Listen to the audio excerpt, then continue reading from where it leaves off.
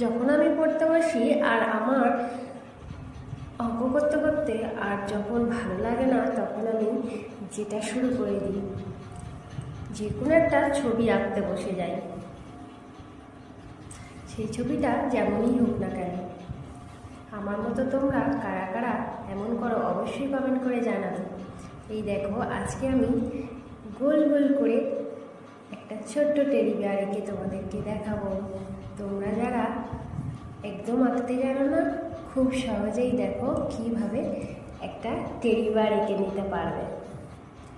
একদম সহজ, ছোট ছোট করে। আর এইগুলো 6-এর মতো করে করে দিতে হবে, ঘুরিয়ে ঘুরিয়ে। আর দেখো কত সহজে একটা টেডি বিয়ার এঁকে ফেললাম। তোমরাও এমন সহজে একটা টেডি বিয়ার এঁকে নিতে পারবে খুব তাড়াতাড়ি।